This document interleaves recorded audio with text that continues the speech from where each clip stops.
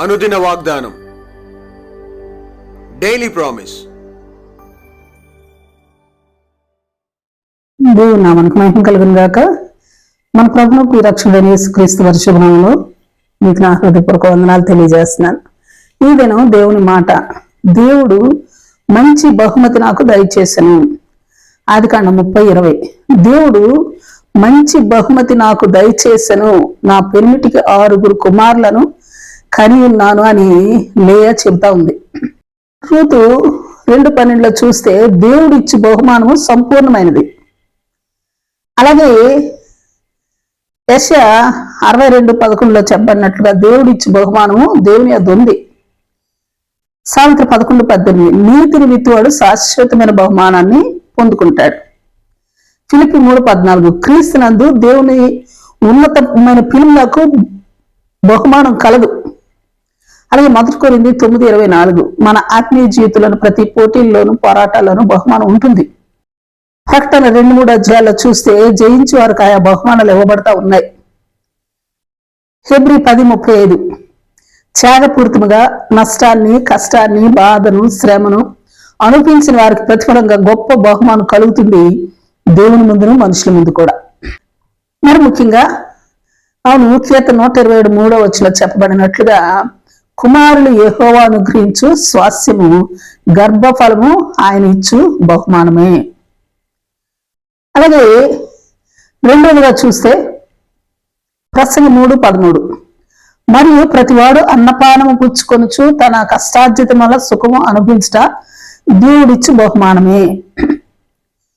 అలాగే గర్భఫలమైన సుఖము అనుభవించటైనా ఈ రెండును కష్టపడి తెచ్చుకునేవి కాదు, లేకపోతే కొనుక్కుంటే వచ్చేటివి కాదు. Praise Lord. అలాగే ఏదేమైనా పిల్లలు మాత్రం దేవుడిచ్చిన బహుమానమే.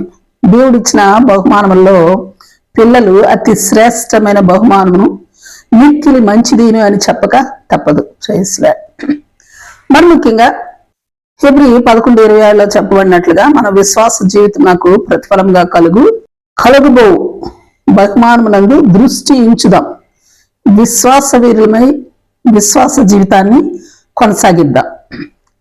కొలస్సీ 2:18-19 మన బహుమానములను అపహరించే వారు కొందరు ఉన్నారన్న సంగతిని జ్ఞాపకం ఉంచుకొని అట్టి వారిని గుర్తించి మన బహుమానమును భద్రం చేసుకుందుముగాక.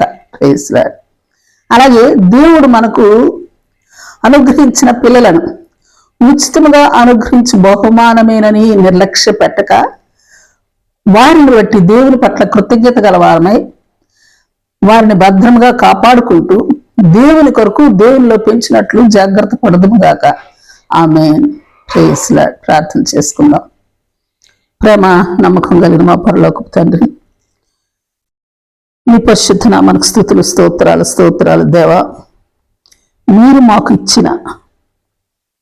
ఇస్తూ ఉన్న ఇవ్వబోతున్న బహుమానాలను బట్టి మేము అన్ని పరిస్థితుల్లో కృతజ్ఞత గలవారమై, మరి ముఖ్యంగా మీరు మాకు ఇచ్చిన బిడ్డలను బట్టి కృతజ్ఞతతో వారిని పెంచుతూ వారిని గూర్చి జాగ్రత్త వహించుటలో బహు శ్రద్ధ గలవారమై ప్రవర్తించినట్టు కృపా భాగ్యము నాకు మా ఎల్లరికి అనుగ్రహించమని ప్రార్థిస్తూ యేసు నామములో అడిగి వేడుకొంచున్నాం తండ్రి.